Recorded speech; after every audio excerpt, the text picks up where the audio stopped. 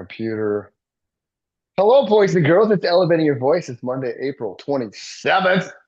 And with us Wow. today is Wes Blue rocking I'm going to say it. He's just rocking the porn stash. It's It's, you know. beautiful. It's beautiful. Unmute yourself, brother. Let's talk about that mustache. And, you know, he's still muted. He's missing his golden opportunity, man, to just chime in on his facial hair. About It's that. there That's you go. I didn't know if it was muted or if that mustache was getting in the way. So let's talk about how the porn mustache has helped you elevate your real estate career, Ross. I don't know that it's helped at all. This Have is you the always had a best. mustache? Have you always had a mustache? No, it's been a couple years. I've Yeah. had it. Yeah. Yeah, you're trying to elevate your business. Yeah. I It's like a have thing so many now. innuendos. I'm just gonna bite my tongue.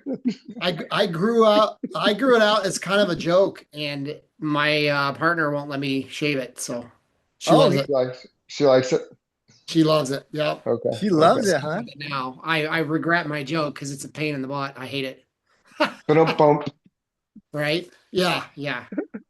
Yeah, There's that was not there's intended innuendo. there's so many paths I could have gone down on this lovely What? Monday morning, and I Yeah. refrained, man. I just Yeah. G-rated, At least be G-rated. grateful. Yeah. I can't grow any facial hair. I mean, it's I just can. I look patchy and old. it's just it's just Yeah, horrible. yeah.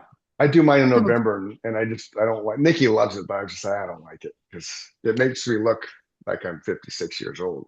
Yeah, it definitely makes you look older, which is not a goal of Mhm. mine right now at this point in Yeah, my life. yeah, no. Now, when I got into real estate, I grew my hair back for the first year and had a beard because I looked like a punk ass kid. I looked like I was 12.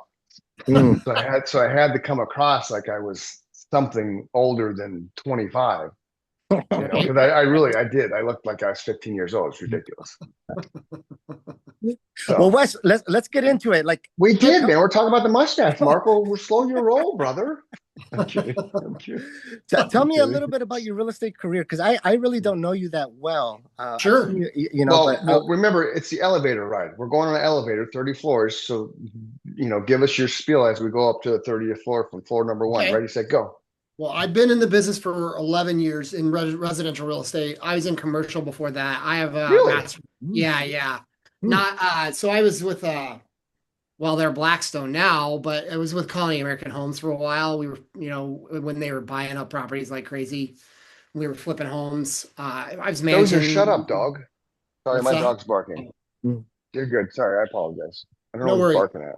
I was I don't know, we were managing like 150 house flips a month at that Wow. time. Wow. They were buying 15,000 properties at a time, Jeez. all over the country. But anyway, so I worked for them for a while, and then I was a city planner before that. So I've Oh, kind of okay. seen all sides of the business. Yeah. I dealt with realtors all the time. I called myself the dream crusher. People would come in with an idea, and I would tell them, "Hell no, you can't do that." So I've kind of been in the business, throughout for a long time. Because I have a master's degree in real estate development from ASU. Okay. Yeah. So yeah, if you And ever have a land deal, you ever get in a sticky land situation, if you're selling land, uh, feel free you're to the give me guy. a call. You're the Yeah, guy. yeah, yeah. Oh, It's funny. I don't do a lot of land because the guys that own land they're a special bunch. But yeah. if you ever get tripped up on something, I'm happy to help out Well, that's because good to know. Yeah, because I don't run into a lot of land, and I don't know if any of the other agents do, but I wouldn't even know where to start, to tell you the truth. yeah, I've never done land. I've never even wanted. Personally, I run on land all the time. right, right. Ha ha ha ha.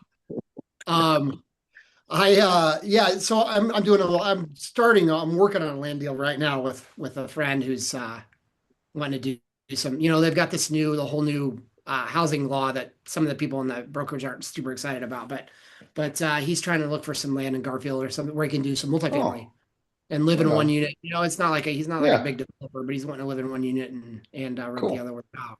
Good So for him. Okay. yeah, you So know, so so so you were in commercial, then you were doing land. So how Yep. did you? Are you still focused on land, or are you no, looking no, now no. for? I'm a normal residential agent Okay. now. Yeah. Yeah, Okay. yeah. So I'm just like the rest of y'all at this Okay. point. I got Okay. tired of the egos in commercial. It's a whole different ball game. That's what I've never done commercial, but what Mhm. I've heard is that it's kind of like a boys club, right? It's kind of like, Very much a boys club. you have a circle of commercial People. agents, and I heard it's really hard to get into it, right? It But is. once you get into it, it's very fruitful. But Yeah, I it's just yeah, lucrative, yeah, if you're patient, but the tail, you have to be okay with no income for 2 or 3 years, basically. The right. tail is super long on it, and you have to be able to work your way into that boys club.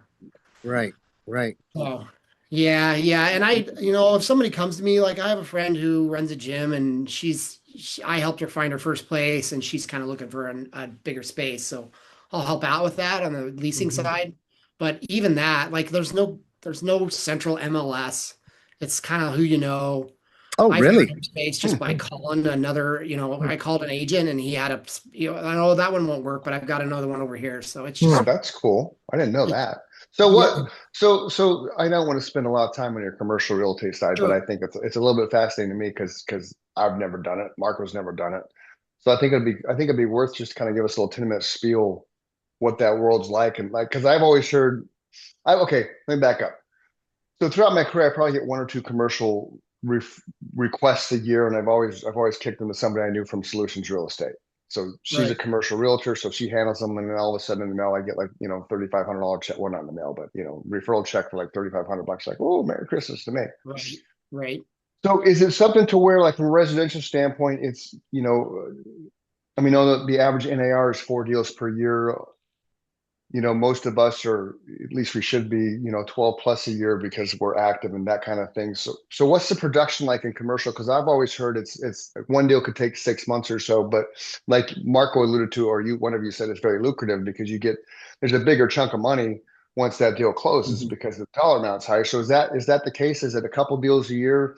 Is a lot of behind the scenes, like just you're earning your money, you know, marketing and all that kind of jazz, kind of give us, I would just say like a little 10-minute thing here. It's the I mean, commercial world. So we all it's been a know. long time. It's been a Yeah. long time, so I wouldn't, take it with a grain of salt, but Okay. Okay. because But that's because it, still, who knows what's changed and what hasn't in the last 10 years. yeah. But yeah, it's a lot fewer deals, generally speaking. I mean, the big players are big players and they close a Yeah. lot of deals.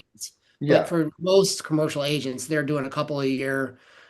From the time you put something under contract to the time you close can be 6 months or more, Okay. Mm. depending on the deal, and Yeah. they're going to work. Usually, you once you get a commitment to a deal, they're going to work through entitlements and all that stuff. So, Okay. and that can be Yeah, it can be way longer. It can be three Yeah. years, depending on Wow. depending on what the deal is. So yeah. Okay. it's very different from residential. And I mean, residential, the tail is still long. From the day Sure. I first call somebody to the day I close a deal can be. Sure. I just closed on one in downtown that I'd nurtured that lead for 10 years. So Right. Mm. Well, so Nice job, man. thanks. Something interesting that I heard at the spring conference a few Fridays ago was, and they didn't go into it too deep, but I thought it was really interesting. And I don't remember what the context was, but they basically said something like, there's something floating around that if you're buying an Airbnb, right, that it should be a commercial. Mm. Yeah. It should be For like sure. it should be treated as a commercial property, right? 100%. And so that just kind of caught my attention. I don't know what context it was, if AAR Well, is I, thinking I about think, doing I something. think, I mean, this is my opinion of that thought anyways, because it's a business. You're in a Right. residential neighborhood and you're running a business out of a home. So I could see how that could fall on a commercial side of it, like because the income, the profit loss statements, Right. all the nonsense that goes with that. Because now they're taxing them a little bit now, right? I Yeah, haven't heard that they I don't know. should. Okay. They Yeah. absolutely should be taxed Yeah. commercially. Yeah. Yeah, But so I haven't heard that that's the case. Yeah. well, I I think don't I think either. that's what's floating around Okay. Yeah. is realtors are, somebody in the higher up is saying like, wait a second, we're treating these as residential properties, as single family homes, but in Hmm. reality, these are Yeah. just homes that are just making money. It's a They're business. it's a business. Yeah. It's Yeah. a business. And so I don't know Hmm. what's going to come of it, but it was something that I heard mentioned, Mm. and I thought was pretty interesting, that which could shake up a little bit, right? Could shake things up a little Right. bit, you know? Yeah. Well, I see a ton of Airbnbs on the market. People that bought them in 2021 and 2022, and they're not They're Right. not they didn't pan out. Hmm. But the other thing that if lenders pick up on this, if you're taking a FHA or a Fannie Mae loan out on a commercial property, that's not what this was designed for. And I think Right. eventually lending will pick up on that, and they'll because basically you're committing. I guess take this with a grain of salt, but in my opinion, you're committing lending fraud. You're buying a commercial property with the intent Hmm. of making money off of it, Yeah. but you're using subsidies basically that we built for residential. So Well, I and to think take it a lending. step Go ahead. and, and, Sorry. and to take it a step further, this whole thing with these new ADUs, right? With this Right. new, because a lot of people are thinking, well, hey, I'll build an ADU and I'll build it as a little casita and I'll rent it out. Right. Right. And so Casita. that's another gray area. And I think a lot of I think But once is that lenders- but is that a gray area? Because they're saying you can do that now. You can build an ADU. What you do with the ADU is up to you. Whether I put my mother-in-law in it or whether I rent it right, out to a guy down the street who was living in an apartment. They're giving permission to build that additional dwelling unit. So right. as long as it's in residential and follows the guidelines of the law, it shouldn't matter how it's Right. utilized, Right. right? Yeah. It better not sleep on ADUs. California, because I was a planner, I still follow all that stuff. Mm. California has had, the same ADU laws that we've only had for a couple of years. They've had them for about 10 years. Didn't know that. They are building, like, I think the city of LA permitted like 10,000 ADUs last year Okay. alone. So it's a big But deal. is that a lot compared to how big LA is though? It's like double the number of homes that they permitted. Like Oh, regular. no shit. Yeah, no, it's a big deal. Wow. Okay. It's a really big deal. And I think that we need to, I've kind of been needling Nicholas a little bit. Like we need to figure out how to value them. Because Right. it's just the Wild West right now. And I think we're going to see it. So I was in San Diego. My daughter lives in San Diego right now. She's a travel nurse. Okay. So I was there and was dog sitting for her. And I was walking around with the dog in the little neighborhood that she lived in San Diego, and every house has Oh. at least one. Some of them have 2 or 3 ADUs, kind of in the backyard. They were everywhere. And it's Wow. an expensive market. It's a way to defray some of the costs. So I think we're going to Sure. see it. Yeah, I think I think it's a matter of time, but before it blows up here. Yeah. I even talked with the architect who's who's doing our remodel.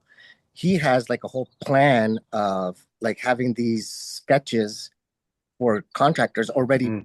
Just Yeah. oh, here's the plans. Go ahead and do it, right? And so Queen that's Creek. Phoenix Yeah. has that too. Yeah. Yeah. Queen City of Creek. Phoenix has pre-approved plans that you can go. Yeah. You can walk in and say, "Hey, can I get your pre-approved plan?" Yeah. Right. Queen Creek So did it this. takes you Queen some Creek. time to Yeah. get title made. Queen Creek just did the same thing. I think last week I saw the email come across from the planning committee with Queen Creek, and it's like, there you go. Yeah, it's interesting. I don't know I have not figured out how it affects 80 or HOAs. Like, if your HOA says you can't have a ADU, can you still does the state law usurp that? I don't know. I wonder if the HOAs though, I would guess anyway, the HOAs didn't have that language in there because why would they even think about it?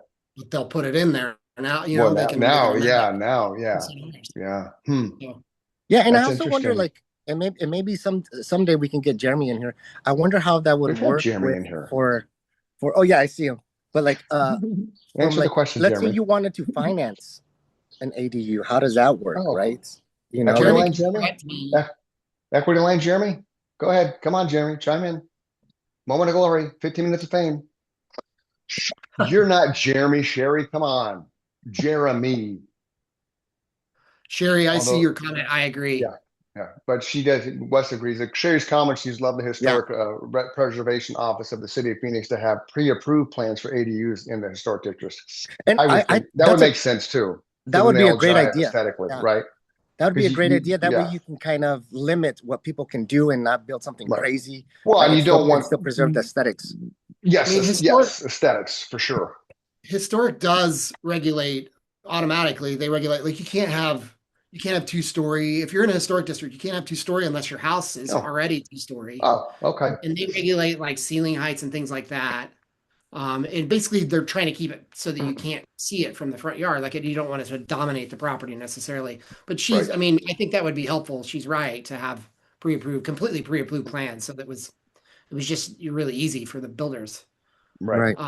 Or for the homeowners, which is Yeah. 90% of these are just going to be homeowners. It's not going to be I don't know that there's going to be a market for somebody who buys a home and puts three ADUs in the backyard, Yeah, that's a But big lot.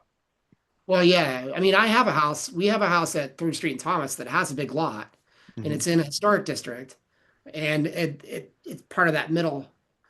Yeah, exactly. Yep. It would cut down on hearings and neighborhood traffic or neighborhood strife for sure. When you say big lot in perspective, because I'm sitting on an acre, how big is your lot? Right.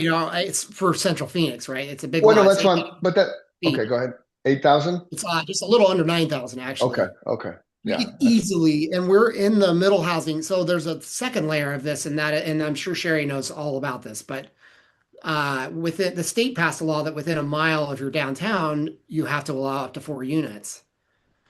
Well, yeah, and that's every city over 250,000. So Scottsdale has to do it. so you Tempe. could drop a fourplex in your backyard if you wanted to? Well, you could have three. You could add 3 units. Actually, Jeremy knows about Oh, this so too because I know he was. okay, so a You have triplex. You four can add units total. right because so your house is one, so you could drop a Right. triplex back there. Basically. Yep. Wow.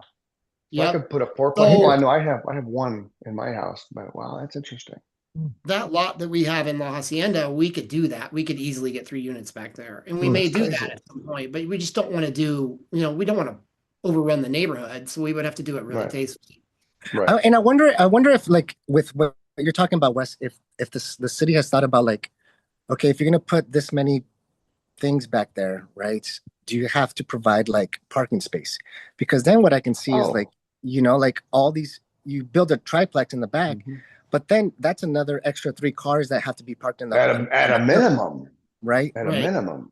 And so I We wonder if they've taught, I'm sure they have, but I wonder what if that's a requirement, like, because I would hate to, like those streets in the historic districts are so narrow anyways, Hmm. and then you right. add 3 more cars that are parked there all the time, just kills the curb appeal, right?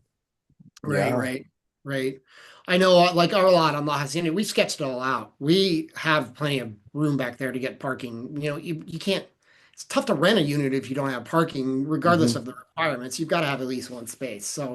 Right. So we could make it work, but not, there's gonna be instances where it won't work. So Yeah. Wes, in, Now, in your opinion, you as being a city, working with the city planning, um, how do you think Phoenix does? I mean, kind of from a citywide, as compared to other cities. Do you think we do a pretty good job? you have a couple hours. Yeah. I'm gonna extend this out. The city of Phoenix, um, I'll just give you my short synopsis. City of Phoenix has not been, not treated itself or thought of itself as a big city, in my opinion, at all. Hmm. And we are becoming a big city, and it's gonna be like it's a strange transition Mhm. right now, I think, in the city, and there's a lot of conflict. And like Sherry's kind of alluded to, where as we make these changes, there's gonna be conflict. I don't think the city does a good job of managing that or communicating Hmm. like, here are our goals. We're doing this because of XYZ. I just think it's sort of left for people to just kind of figure it out. And so there, Hmm. it just makes the conflict worse. So Hmm. there's some communication. I just think that some goal setting and communication issues are kind of lacking from the city of Phoenix. But Yeah, and I think Phoenix has, like to your point, I think it's for a long time didn't think of themselves as a big city per se, it's right? like a big suburb with, almost, really. Yeah, right, because we right. have so many suburbs, right? And when we think Right. of big city, we think of big towers and everything, but we can't because of Sky Harbor and all that stuff. But but I think also like we have just been inundated with these massive companies coming to Phoenix, right? And just an influx of people. And I don't think the city was prepared for this. Yeah, let's welcome all these things. Let's grow the city. But I don't know if they were thinking, 10, 20 years ahead. Maybe, Right. I don't Nobody know. nobody in Phoenix thinks 20, 30 years ahead. Look at our road construction, man. Right. Yeah. You know? Yeah. Well, and like Central Phoenix is getting dense enough now that I Yeah. see so many bikes, so many people on bikes, and I don't know, I don't ride the train very much, but I'm close enough I could. And I don't know if transit use is growing, but I like not planning for how we're going to deal with the density because eventually it's going to get to the point where we're like LA, where it's tough to drive anywhere. And there's no plan, there's no thinking about like how are we going to get people around to their jobs and that sort of thing Yeah. when we hit Right. that sort Yeah. of threshold. But it's also interesting. Like I had somebody that came here from Seattle, Mhm. and I was at an open house, and they're talking, and they couldn't believe how awesome the traffic was here, how It's easy oh it yeah, was. it's very chill compared to almost any Yeah, other city in the they're country. like it's so easy to get around Yeah, Phoenix. There's so many right, highways. In Seattle, it's crazy. You can't get around anywhere. right. So I was like, oh, okay, well, But that's kind of as we cool. make that transition into more density, at least in this, obviously I live in Central Phoenix. That's kind of my focus, and Hmm. a lot of my deals are down here. As we kind of transition to something that's more dense, where are we thinking about how we're going to get people around? That Yeah, doesn't involve cars because it's definitely gotten worse. And yeah, yeah, it's compared to Seattle or LA or Denver or New York, any Chicago, any of the big cities in the country, it's very easy to get around here. But that won't be the case in 20 years. And how are we gonna deal right, with it? right. But Yeah. Wes, can we shift over to some of the notes? Is that okay? yeah, yeah, absolutely. Yeah, Let's go back to the got off to mustache, man. sure. Well, maybe if the people on the other line saw the mustache, if I had the mustache, I wouldn't fear the cold call either. That's what you said. Don't fear the cold call, right? Yeah, yeah. See, Um, we lived off cold calling. That's where he and I have that mojo dialers and shit. It's a little different Yeah, nowadays, but yeah, yeah. yeah, So talk about that, Wes. Like, do you think agents fear the cold call? yeah, absolutely. absolutely. There aren't many Sorry, agents my that bad. do it. Mhm, There aren't many agents that do it. mhm, It's yeah. very, very few that do. And the other thing is that I noticed that a lot, I'm hearing a lot from people that I'm on the phone with is that there are a lot of agents that have pivoted to outsourcing it. So Mhm. they're using call centers in the Philippines or, outside of the country, Right. which puts you it's just one, puts you at a disadvantage. I don't Hmm. know, you're spending a fortune on it and your people already have preconceived notions about it. So it's Right. just, but I have been doing it for 12 years and just full transparency, about 24 months ago, it got hard. I know I was doing circle Hmm. prospecting. I've done circle prospecting for years and it was, it brought me a lot of business. And then just something kind of shifted Hmm. Hmm. about 24 months ago. And I mean, I'm sure Chris, you probably have Oh felt the yeah. same thing, but Hmm. people stopped picking up the phones. People Right. were angrier when they picked Yep. up the phones. Yep. Um, and it was just harder. Like I was getting Hmm. fewer and fewer leads from doing it, Hmm. Yep. to the point that it was really starting to affect my business because it's Right. kind of been my main driver. But Yeah. I pivoted about 8 or 9 months ago to just calling old expireds. Hmm. And I don't know what it is, what the difference is, but they pick up the phones. Yeah. Yep. And I don't know if they expect it or if like they're just, because Well, these are people. how old are the expired you're calling though? Because I've done that too. I've gone FISBO expired, cancels, taken off the mark, not taken off mark. And when I first started doing that, it was usually within the first 2 or 3 days of when they came off the market, which then I learned, okay, that's stupid because they're getting pounded with They're getting calls, right? pounded with calls. Yeah. And so then that had changed my mindset to where I attached myself to the lender, and he gave me access to his CRM from his online marketing shit. So my cold calls were generated that aspect for years, which was just Mhm. mojo dialing 3 lines, 3 hours of calls every day, whatever I pulled up. That was the lender's deal, and I got them as a buyer. So with Right. expires, because I have experience with that too. So how much you wait? Like a house expires today. When are you calling them? 3 months, 3 to 6 Okay. months, depending. Yeah. So I Okay. think, yeah. So then they're completely guards down, right? Right. That's Hmm. cool. Right. And I've had more success on the phones in the last 9 months than I've had in years. That's interesting. How many Nice. how many listings have you pulled from I'm that just gap? so the tail's long. So these are Yes, people yes, I'm like, yes. hey, I've canceled, Hmm. I rented it out. That's 90% of it. I didn't have success on the market last year. I rented it out. Okay. Call me again in 6 months. And I don't wait 6 months, obviously. I keep calling them, every Every 60 month. days. Yeah, yeah, Every yeah, 60 yeah, days. When they get in that 6 months range, yeah, every month, every yeah. 30 days. But so I haven't converted a bunch of these yet because this is all brand new. Okay.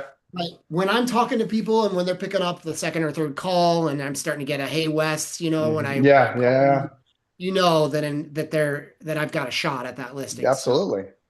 and Yeah, the numbers that I'm pulling, I know it's going to convert yeah. back into something, a pretty How strong do you, how many, pipeline. if you had the, if you, so number wise, how many calls have you made in 9 months, you think?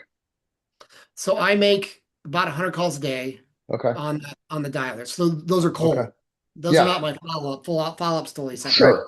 I Yeah. make about 100 calls a day. So, and that's what is that? Every week. So I dial 4 days a week. Fridays are Okay. tough. Arizona, something about Fridays, people don't pick up their phones. It's a waste of time. Yeah. So, So 400 calls a what is that? week. 400 a week, Yep. 400 a Yep. week. So that's 1,600 a month, 9 months. What is Yep. that? That's a lot. 10,000 calls. That's like What, 10,000 what, almost. Yeah. what are you using for a dialer? Mojo or something No, I else? use Mojo was part of my hiccup. Oh, Mojo, so you have to, if you're gonna cold call at the level that I cold call, you have hmm to monitor your numbers. So, your numbers get flagged no matter what you do. Right. Even my Brivity number got flagged at one point as spam, because I use Brivity to call my follow-up. Right. I'm only making 20 calls a day, 15, 20 calls a day through my follow-up, but even that got flagged. So you have to monitor your numbers and make sure if they're flagged, you don't want to call on that number as much. Mm. Yeah. So I use Phone Burner. I pay to have all my numbers monitored. Okay. It also, if there's a national database of known litigators. So people, if you call them, they're gonna take your number and they're gonna potentially sue you, or turn you Yeah. into the FCC. Yeah. So it blocks it, like it'll come up and say, hey, this guy's a national known litigator. Don't call Oh, him. I don't Yeah. nice. call him. Okay. Yeah. Does the system do So, that for you automatically? Do you have to? yep. Okay, Well, I mean, cool. yeah, I pay for it. It's not free, Yeah. but Well, yeah, no, I no, get I that know. Yeah. service. Yeah. But I'm saying you don't have to go in there look at every single number and say, okay, No, don't call, don't call, don't call. The no, system will do that for you, no. Yeah, the right? system Okay. totally does it for me. I don't have to. I Okay. don't have to Cool. do that. Yeah. Yep. So Okay. Wes, So, a few years ago, I really got into cold calling, and mhm. I still cold call. I definitely still cold called every day. Not at the level that I was cold calling, but I was doing like about 1,000 a month, right?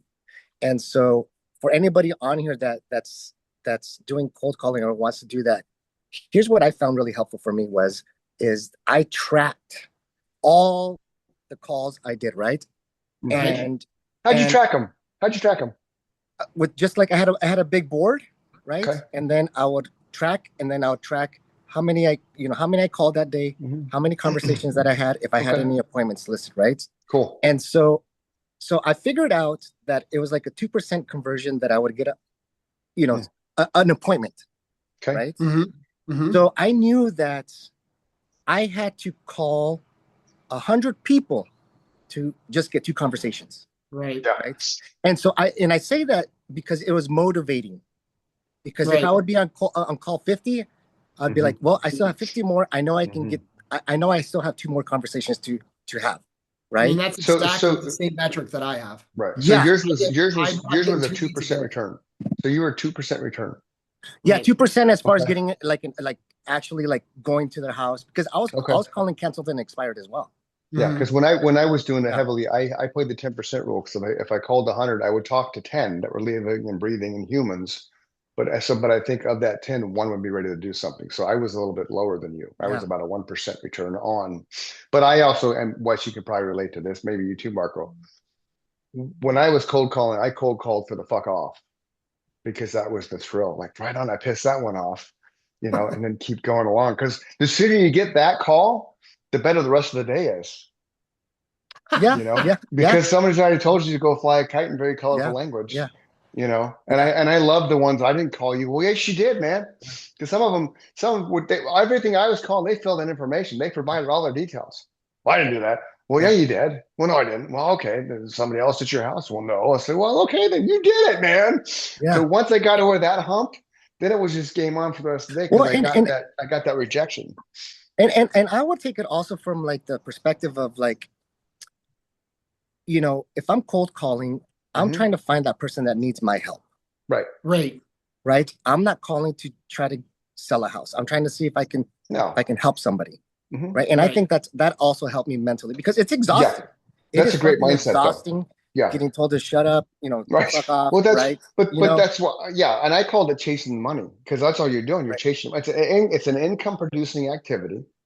Because even though you have to talk to 1,000 people to get 10 people that are really ready to do something, those 10, two are going to be ready to go now, basically, right? If you look at the percentage we just talked about. But that's the thing; it's income producing activity, and you're chasing your money, you're chasing your leads. Yeah. Because leads are leads. Fuck leads. I want escrows, right? Everybody wants to sell us leads, right? We all get those texts. Oh, verified leads, verified. Okay, shut up. I don't want a lead. I want an escrow. Right. So so if we could figure out to get over that hump and we could offer people escrows, we would make $1 billion. Just saying. Well, it's all in the follow-up. You know, you have Right. to, you don't get somebody. If I get somebody on the phone, I had this happen 2 weeks ago. If I get Okay. somebody on the phone and they want to set an appointment with me right away, to me, that's a weak lead. Like, I'll set the Yes. appointment and I'll go on the appointment. That's great. But that's not like I have no rapport with that person. Right. They might be telling that same story to 10 people and I'm showing Yeah. up and Yeah. you know, so many people there. Wow. Yep. Or Yep. they're What, just say that again. Say that again, because that is huge. Because That's I think a lot powerful. of people think that, oh, if this person wants to meet right away, that's a strong lead. Say that again. That's a weak lead to me. Weak It's a lead. weak lead. It's somebody who I have no rapport with them. They don't know who I am. They're probably Yep. telling a whole bunch of people the same thing that they want to Yep. meet, they're ready to go. Love it. And they're, you know, half the time they don't show up. Like I'll knock on the door, nobody answers. Or they're, you know, they've got 10 people coming in and they're looking to walk them all down on their commission, get the cheapest guy and run with it, you know? Right. So Mm. it's not, to me, it's all in the follow-up. It's having some rapport with them. They should Agreed. know a little bit about me before I go to the door, you know. That's where the money is in it. Like I said, I had the guy that I closed on in January who I'd been following up with for 10 years. That's So, amazing. Oh man, that is a hell of a follow-up. yeah. I mean, that's just how it happens. And I'm listening one this week that I called her and you know, I'll call people if I get somebody on the phone, they say, yeah, I want to sell. And then I do my follow-up with them and they don't pick up. I give them 2 years. So I'll follow up with them for 2 years. If they've never picked up in 2 years, I'm all right. They're not ready to do something with me, you know? But I Wow. had people, I'll follow up with them for a couple of years and I give up and then they'll call me back 6 months or a year later and say, hey, you were calling me for a long time and I'm ready to go. And Wes, please tell me you use a CRM to make sure that you follow Absolutely. He No, does. yeah, that was another thing on my Yes. list is that there's not a ton of agents on here, but I want to encourage everybody to use CRM. Yeah. I mean, I live and die by mine. I have, you know, I can't remember all the people that I talk to. There's no way. Or like Johnny wants me to call me in 2 weeks. I'm not going to remember that if I don't have it like in CRM. But I was in Brivity building a auto plan a couple weeks ago, and so I had admin access. I was at the office when you were doing that with Nick. Yeah. I was eavesdropping. Yeah.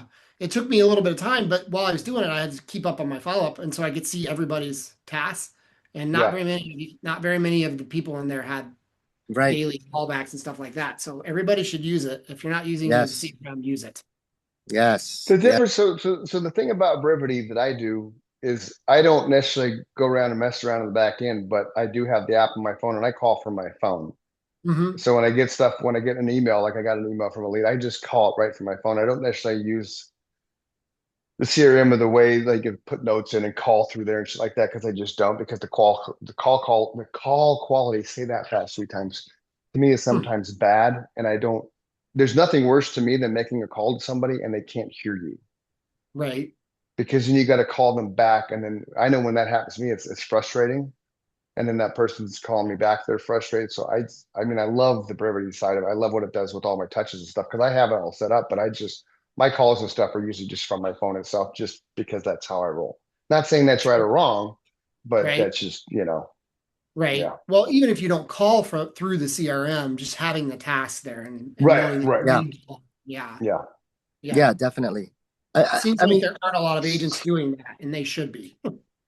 Yeah, it goes back to income producing activities. What are you doing? Even if you just spend an hour, what are you doing for an hour a day to generate income? You know, Wes is making 100 phone calls. Marco's, you know, I don't know what Marco's doing. Something with his hair, making it a little more spicy, you know.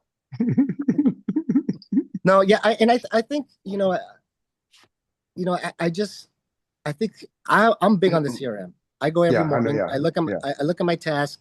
You know, I put my notes in if I have a conversation. That way it always reminds me. But I think I haven't used it to the full potential that I know it can do. Agreed. But I use it to the potential that I'm comfortable with. and it Mhm. keeps me on track, right? So See, like I that's a don't, good point right there. Your comfort level, because everybody's comfort level is going to be different. So right. don't overwhelm your, wow, it's hard to say things today. Don't overwhelm yourself because you think you got to play with all the toys in the whatever the fuck, you know, Yeah, all the Right. toys. Just pick the toys that you can manage efficiently, get those dialed in, and then add casually as you go along. right. Right. You'll be more Well, and the successful that reason way. why I have had such, I've had a little bit of like I said, full transparency, I've had a little bit of a slump here. Mhm, Part of that is that I wasn't adding. So you should always be adding little, tweaking your business. mhm. The business has changed so much in the last 6, 8 months, even really, or the Yeah, last Oh couple of yeah. years. I wasn't using AI the way that I'm using AI right now. yeah. 2 years ago for sure. Mm-mm. And if you're not adding and tweaking constantly, you're just stagnating. That's what I Yeah. did. I let my business stagnate a little bit and I get to pay for it. Yeah. A So, good exercise for anybody who has a CRM, and I've mentioned this before, is go through everybody and start creating tags, right? Tags of, buyer, seller, event, open house, right? That way you right, can organize it. It's just another way of organizing, right? If you want to see right, like, what I'm gonna look at all the open houses that I did last year and see if those people ended up buying a house. If not, let me call them, right? But then you're like, right, crap, I don't know who they are, right? Well, it's if you had the CRM, it'd be very easy because you would just go to, the tags, filter them by tags, and then you have your list of all the people that you put in there with a tag of open house, right? right, Right. And it's right, and then you have just filtered out that one list, and that's the list you can just hammer. right. Because I call old expireds, a lot of these people last year felt like, oh, the market's really bad. And Hmm. so, and they'll tell you on the phone, like, I don't want to put it back on the market until the market's gotten better. And so I started tagging all those people as it was bad market. Yeah. And Oh, so nice. Mm, when we get a big shift in the market, I could blast all those people with an email or a text yeah, or something and say, hey, the market's gotten a lot better. Where are you at with everything? right. So Yes. Or you can really even do super powerful. I guess I didn't realize oh how powerful it is. It could do so much stuff. yeah. Or It's like kind you of could do amazing what you can like do with it. reverse prospecting. Like if like I do like the Brivity ads, and it'll tag like a certain address or a zip code. And Yep. so if I ever have a buyer or if I have a listing and I know that, I'm like, well, let me see if anybody was looking in that area at some point.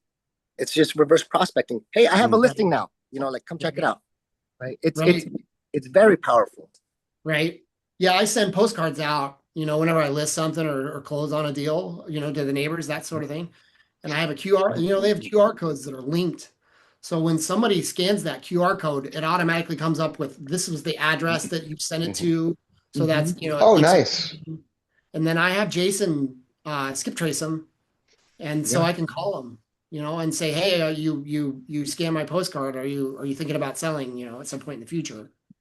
And you've got the advantage of like I Yeah. sold that house next to you, and here's Right. Right. so Right. it's pretty powerful. So Wes, you said find your niche. Hmm. Um, what is your niche? What Well, I mean now, so I've had to pivot. My pivot right now is old expired. So I'm going to market myself as, hey, I help people, sell their house that didn't sell the first time, kind of thing. Nice. Okay. Um, How many of those, and how many do you, not to interrupt you, but when you get the expired list, do you look at who they were listed with before? no, I don't have Okay. time. Yeah, I mean, Yeah. I just call them. Okay. They're going to tell me if they're going to talk to me. They're going to tell me. Yeah. How many of them are So 72 sold? I don't know the answer to that. Who knows? I sold two last year that were 72 sold expired Really listings. Yeah. And nice, I want to be like, I thought you were going to buy them, man. What happened to your right? 30-day guarantee, Greg? Right, right, right. That's why So I Yeah, asked. I mean, 'Cause it's yeah, just a yeah, lot. yeah. I think we're going to continue to see because it's already been happening, but we'll probably continue to see a lot fewer agents, a lot of people dropping out of the business. It's not as easy right now. yeah. And you see it all. You see horrible photos, you see terrible marketing, Oh bad my God, descriptions, dude. whole Yeah. nine.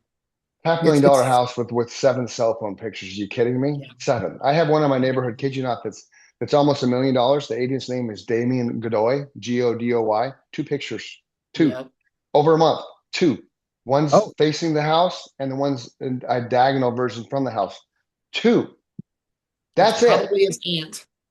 Yeah. It's It probably doesn't his say, aunt's house. it doesn't say related. And the other fun thing is he has a sign on the corner of Sawsum and Chandler Heights with no directional arrow. So I actually had a neighbor call me, hey, can you tell me about this house in Sawsum and Chandler Heights? I was like, what are you talking about? There's no house listed for sale there.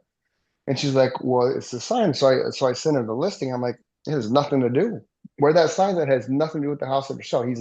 I don't get him. And he was huge years ago because I would see the signs everywhere. But yeah, just okay. Two pictures, man. Like such a Yeah. disservice. Yeah. Right. It's mind-boggling. Yeah, and Right. this last year and this year, I think it's going to be a real test of the survival of the fittest, right? Right. It's going to be it's going to test a lot of agents, It right? already has, man. That's the last 3 years, Marco. Yeah. Well, I mean, Yeah. it's still going to test. I mean, but we still have, Sure. what, 60,000 agents? I don't even know how many, right? Yeah. So I think it's, to some extent, I think that's a good thing because we were able to weed out the agents Mhm. that aren't That muck the system. skilled enough, right? Right.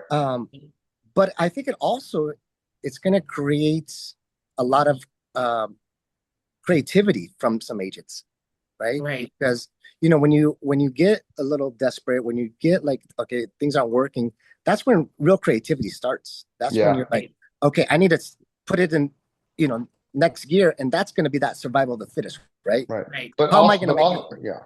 But also remember, basically 78% of the realtors last year didn't sell anything. Right. Right. So that leaves 22% of the agents doing all the production in the industry. So you take those 22%, there's got to be a high percentage of that sold the national average of 2 to 4 houses. Right. Right. Because I got a thing last year saying, oh, you're top 1%. I'm like, hell, I am. But then when I saw that stat, I was like, okay, well, Yeah, maybe, even though I did 19 deals last year, yeah, which to yeah, me is way off. But right, when I saw that stat about 78% of agents not doing a single deal, then it's not that far off, right? So right, that's the other little problem that we have is so many people in our industry, it's a side hustle. It's a mom who takes care of the kids and gets bored, so she does a couple deals a year to pay for the vacations and shit like that. So we're always going to have that. Those right, are the ones I think that hurt our industry more than not because they do the cell phone pictures and they don't do the real descriptions. They don't really price them properly. They don't market them properly. So when people see that, those of us like Brokers Hub who elevate our business and go above and beyond for our listings, we're the ones that kind of we're catching slack for that because, well, they do it for this amount and that amount. Well, For yeah, but sure. they also suck, Right. Right. you know? Right. They're soccer Well, moms. No offense, soccer moms, but they're soccer moms that that's not their focus, right? Their focus is the kids, and this is a side gig, which is cool. right, right. But well, I blew off AI for years, and now yeah, I'm like, well, I think AI is going to eat. I think there's going to be it's going to get even more. There's the gap between the agents that produce and the rest of the agents is going to mhm, get grow even more because you can leverage. I can do so much more work. right. The better I get, with leveraging With AI, the AI, more mhm, I can you can do. You can do the work right, that 5 agents could do before. right. Well, it's kind of like with the pictures I've been messing with Chat GPT and how you pay somebody $26 to twilight a photo. Dave does it in a minute. Now, Right. Auto Reels came up with a thing that Nick loves because they can do all the pictures It different is. ways, stage. But the problem with that is it takes so much longer. Because I went in and played with it last week. I was 15, 20 minutes into it, only had 2 photos. And I'm like, this is stupid. I'd rather do Chat GPT, create all my photos that way, and then plug them into Auto Reels to run the video. So not Right. that Auto Reel app isn't cool what they're doing, but their process is so lacking. And so it lags, you know. Go ahead, Wes, Marco. I see the I, brain. I see the light bulb. I have a really interesting question for you that kind of mixes those two things that we're talking about. As far as you cold calling and doing all those calls, are you implementing AI into it? And if so, how? The directly out of I haven't gotten to that point yet. And I don't think the AI is to that point where you mean where I could have AI call people and respond and deal with objections and stuff like Yeah, that? I mean, I just wanted to see for somebody that's doing so much volumes of calls, right? I would assume that you've probably okay, how can I get AI to help me with this, right? Right. And I don't know if you have explored that, or if you are implementing it, or if you're like, no, it's just not there. I just wanted your perspective. I think the day will come, like we will all be able to create a digital twin that will be You able to handle it can, naturally. you can a little bit, but it's not, It's not natural yet, right. It's got, I mean, the progress from last year to this year for is sure. pretty phenomenal. Cause when I did one and I played it for Nikki and she was like, okay, wow, that's creepy. Right. Yeah. And there's an app called B-Side, BSIDE, that is an AI assistant receptionist, things like that. And so it took my voice and created me as my own receptionist, and Nikki couldn't tell the difference. Yeah. So Hmm. they're really freaking close. But I don't think so. The B-Side app will be a receptionist for you and set appointments and stuff, access to your calendars. But I know where Marco's going with that. I'm a little weary on like what you're saying. I don't know if they'll get to the point where AI can make those conversations, those phone calls, and handle all. There's a lot of objections you got to handle. I think it'll happen eventually, but I don't think we're not there yet. Yeah, yeah, You guys know if you're calling people, they sniff BS out like that. And I yeah, mean, even if yeah, you miss a beat on an objection, they just hang up, and they're yeah, gone. yeah, yeah. So AI, it'll get there, but it's not there yet. No, I agree. I agree. Yeah. I Yeah, I can't think and wait. AI It'll is, be great to yeah, not have to yeah. people on the phone, So, but so what all do you use AI for? so I blogging, you're Yep, me supposed too. to with a large language LLM, large language modeling, Google search is going away and basically everything's going to be AI. So Yep. the more, and this, it's like we're going backwards in this regard. The more language, the more Mhm. blogs and that sort of thing that you Mhm. have out there, the more Yep. likely you are to hit those searches. So I'm Yep. blogging. I Yep. do um, I do data analysis for Central Phoenix because if like Michael or Cromford, that's all zip Mhm. code based. And our mm, zip codes, if you've ever looked at a zip code map of Central Phoenix, our zip codes Yeah. are weird. Like yeah, as a Yeah. 503 goes from clear down in South Phoenix and some of right, the kind of tougher neighborhoods way up into some Yeah. really It's expensive crazy. areas. right. Hmm. So I'm using AI, Excel AI, pulling data out of MLS, popping it into AI, and doing actual Central Phoenix stuff. So Yeah. I set the boundaries, and I'm specific to neighborhoods. So I keep track of Willow and what's going on specifically in Mm. Willow, Coronado, downtown Yeah. itself. Which downtown right now, the condo because of the condo market, downtown is probably one of the worst markets in the whole valley. Yeah. Right. Contract ratios are below 10, which is crazy. Yeah. But so I do a weekly or not bi-weekly YouTube video where I have all that data, but AI crunches all that data for me. Cool. Um, and then I do a lot of graphic stuff. Like if I need, like you were talking about with pictures, if I need to Yeah. stage pictures, I can do it on AI. Yeah. If I need graphics for a presentation or that sort of thing, I can do all that Yeah. through AI. I have started to ask ChatGPT when I do my listing descriptions. I I do say, too. Yeah. ChatGPT, here's Hmm. my buyer that I think is going to buy this. Yep. Or sometimes I'll even ask it, like, who do you think is going to buy this house? Yeah. And I learned spit that that from Next. back out. Yeah. And then I Yep. say, hey, tweak my listing description so that it fits that buyer, you Hmm. know? Hmm. Yeah. So, and I'm Yeah. still that I think I'm probably doing about 5% of the amount of AI stuff that I can do eventually. It's just it takes time to add it and Yeah. kind of figure it out. Sure. So Sure. Yeah, I Yeah. mean, yeah, AI is just it's amazing, right? It's just It's evil. it's I mean, Terminator. it's evil and Judgment it's Day. amazing, right? It's like right. it's just really, and I'm excited to tell you the truth. I'm excited, for for all these new technologies to come out and the way we can use it, right? I think it's going to be one of those things that if right now you are not tapping into AI or trying to get Mhm. comfortable with some Yeah. system of AI, you're going to get left behind. Right, for You are going to sure. get left Well, behind. I think that in the next 5 to 10 years, if you're not using it, you won't be in the business. Yeah. Yeah. Yeah. I I mean, mean, like I said, I fought it. I'm not like I'm not in love with the idea of it killing off so many jobs, which I think that it probably right. eventually will Yeah. if we don't rein it in. But it's at the same time, I'm like I'm gonna take the money. I'm gonna work as many deals as I can from it. Right. Last week, last week, so I have ChatGPT and Gemini, and I have a specific AI that I use for Excel. Last week, I started having people like, "Hey, I'm trying to get emails from people, more and more emails, because that Brevity can do a bunch of background stuff if you Right. have if you got their email." And I was like, "What do I use for a script for email?" And I've started just telling people, "Hey, I'm doing market updates for your neighborhood. Give me your email address, and I can put you on the list." And I started getting people saying yes. And I was like, "Oh shit, I gotta figure out a market update." So I loaded Broker Hub's logo, and I Hmm. loaded my photo, and I said, "Give me a marketing brochure a market update kind of brochure that covers these four metrics." It was contract ratio and month supply Hmm. and average price, that sort of thing. And it's picked me out a beautiful template for a Right market on. update. I can send out. It was 30 seconds. It would have if And, I had. and who was that? Which app was that? That Which was person? Gemini.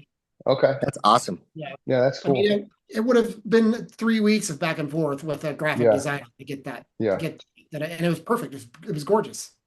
Yeah. They even That's changed amazing. my headshot so it had me standing in front of the like in the middle of the graphics. So it's Right on. I've done crazy. stuff with Dave just in chat, just say, hey, build me a website for this. And he builds it like in 3 minutes. I have no idea what to do with it because I'm not a code guy. But I'm like, Right. wow, that's impressive. It's pretty crazy. Yeah, Yeah. Yeah. So it's like the tip of the iceberg with it right now for totally. me. Totally. Well, Anything Wes, else you want to, yeah, go ahead, Marco. Good job. I we know just you're have going. about 5 minutes. Anything else you want to touch up on? This was a fascinating, hour. I want to really want to talk more Well, about the I mean, mustache. thank you. I appreciate that. Like I said, I just think everyone, you can't be sleepy with your business right now. Everyone, you have to, like, have put it in my calendar that 2 hours a month, I'm going to figure out some new tweak that I'm going to do anywhere in my business. It can be a Cool. new script Mm. for my calling. It can be a new, way that I'm dealing with or, touching my leads. It can be a new form of business, whatever it is, but you can't, I got stagnant with my business, and you just can't do that. Not right now. Mm, Yeah, agreed. it's Agreed. just too tough right now. Yeah. You have to double down. You have to just hustle. Right now, you just have to Yeah. hustle. There's no way Right. around it. Right. Yeah, and we've got Gen Z and they live and breathe this stuff. So they've got a big advantage over us. They're going to eat our lunches if we don't stay on top of it. Right, right. Yeah. Well, Wes, thank you so much for being Yeah. on elevating your voice. Yeah. Yeah, Thanks, man. thank you. Thanks for having me. Yeah. All right, guys. All right, boys and girls. Who do we have next week, Marco? No idea. I don't either. We'll see you later. All right. Have a good one. See you later. Bye. Bye-bye. I gotta press the Okay. stop button. I gotta press the stop button again. I always forget where to press the stop button. Where do I press this? Oh, under more. God dang it. This whole thing's being recorded right now because I don't know how to press stop. Where is the stop? It's not there. It's not there. Oh, did I hit record? Oh, I just hit record.